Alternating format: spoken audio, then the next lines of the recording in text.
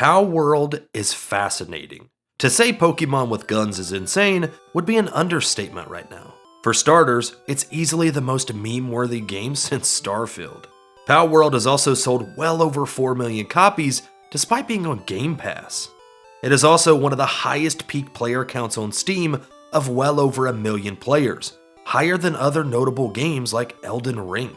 But Palworld has also been the subject of numerous tweets and discussions, highlighting its unethical practices and shortcomings, including claims of stolen property, AI usage, and underdeveloped mechanics. So with so much division, I decided to play the game on Game Pass so I could make my own mind up. After killing, eating, enslaving, and training numerous pals myself, the truth became obvious. Despite everything, Palworld is fun.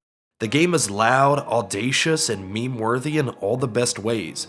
The marketing is also brilliant. I mean, they put an Electivire clone on the cover wielding a minigun. The game has this laughable charm, despite all of its faults, in which there are plenty. For starters, I've seen stories written by handicapped children with better world building and characters.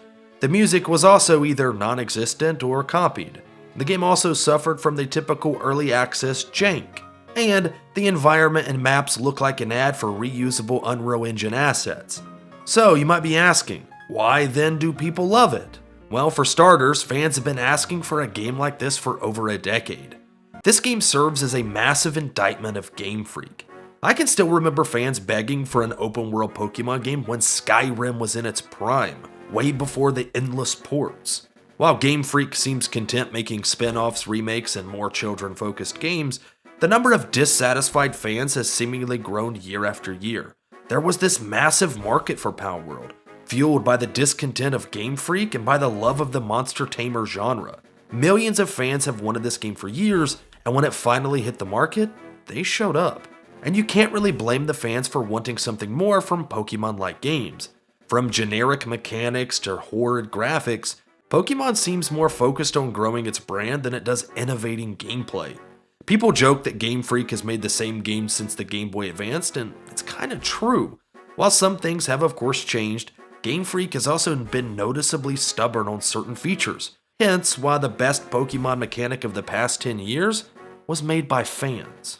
The monster tamer genre, while established by Pokemon, has grown year after year as more titles have released, hoping to capture the magic and fandom of Pokemon. However, nobody, not even the Palworld devs, could have predicted this massive hype out of the gate. Despite the overnight success though, some have concerns and gripes with Palworld, feeling that this success is undeserved. Sound effects, gliders, and climbing copied straight from Zelda. Mechanics and progression ripped from Ark Survival. Designs heavily, and I mean heavily, inspired by Pokemon. Copied slave assistants like Conan Exiles. Hell, even Evergoals from Elden Ring make an appearance. Palworld is a blatant ripoff, a Frankenstein creation of emulated mechanics. This has caused some to disavow the game entirely and to virtue signal on X. While people are free to do as they wish, I would highlight that protesting won't change the game. And this is coming from a person who has personally been replaced by AI. Does it suck? Yes. But as I've learned the hard way, ethics have no apparent place in business or in the video game market. Does that mean corporate sabotage and murder should be legal? No. I only suggest that gameplay is God, king, and everything in between. To only play video games made by creators or companies that have great ethical practices is impossible. An ethical video game company is an oxymoron. Even the Bible games from the 90s were made by someone with skeletons in their closet. That is the truth that companies know. Fans, consumers, and everyone in between are marks. Every broadcasted virtue and complaint by fans are fickle and meaningless. Fans will still line up in droves if the gameplay is simply fun. Again, gameplay is God and king. Is this a free pass for companies? No. By all means, call them out. The truth should always be shared, but that won't convince the masses or companies to change. Your protest is meaningless in a sea of millions of gamers. My suggestion, if worth anything, is to channel all that anger and angst into support for another indie title. There are plenty of indie games where a single person's support means so damn much. The monster tamer genre is full of great indie titles that could use your support, should you want to give it. Getting angry and fighting on X with the fans, though, probably won't help much. Fans ignoring or minimizing Palworld's flaws shouldn't come as a surprise, though. In truth, players will always play fun games regardless of morality. This game could have been developed on Epstein Island, and players wouldn't have cared as long as it was fun to play. Players wanted a fun monster tamer survival game, and Palworld, despite all the flaws and controversies, is that. Palworld does what fans have been wanting Pokémon to do for years: empower the player. Player characters are actually the main character in Palworld, able to move, fight, craft, and survive. You aren't stuck caring for Pokémon or creatures you don't care for. In Palworld, the pals work and serve you. They give you bonuses, new abilities, increase your stats, and help you build. They are tools to be captured, used, bred, eaten, hatched, adopted, and possibly loved. You see, Pokemon and other monster tamers are usually more creature-focused, giving you tools to empower them. Held items, abilities, moves, weird sexual minigames. Your creatures usually level up, and the game ends when they die. Palworld changes this, though. Your 5 party members serve you. Some might be used as shields, some can help you fight, others can be used as weapons or mounts. They offer the player tangible benefits.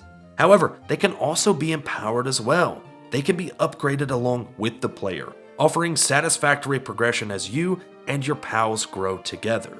The game allows you to form a connection with the power-ups and mechanics of the very game. It's like your favorite hero's iconic weapon, except you can also eat it if needed. That ugly-ass sheep pal might just be your saving grace in a fight.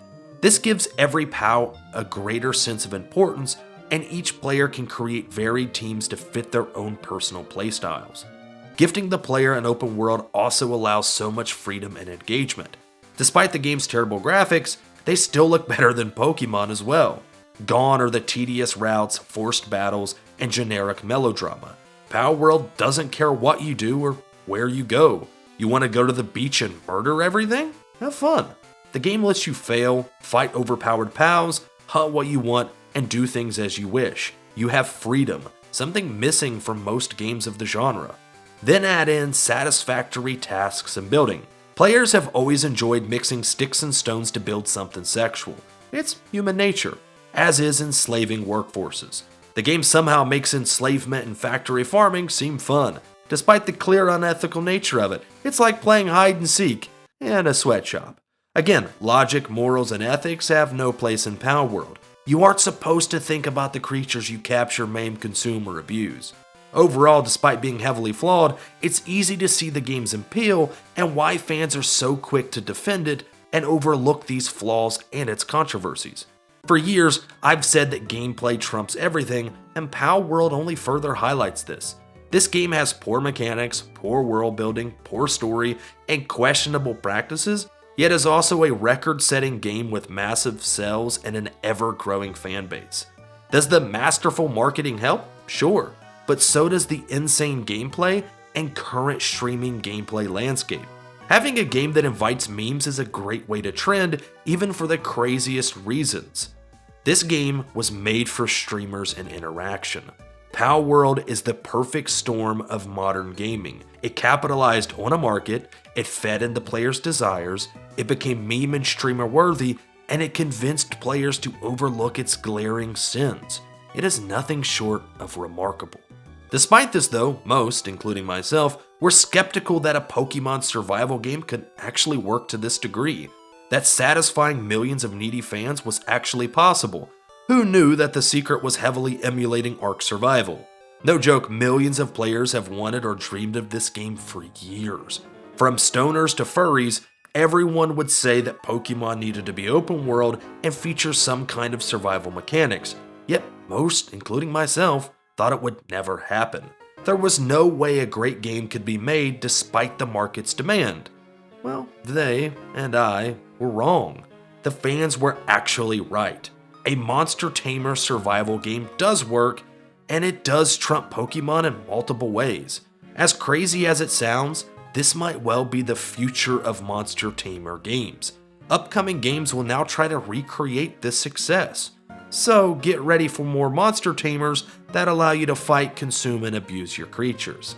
The fascinating truth of Palworld is this: that fun gameplay and monetary success hides poor mechanics and questionable practices. I find it insane that a game this polarizing has found not only mainstream success, but could also change an entire genre. Some hate this game, and some love this game. So I would love to hear your thoughts in the comment section below. Do you love it, or do you hate it? Let me know. Make sure to like this video and subscribe for more scuffed content. Have a good one.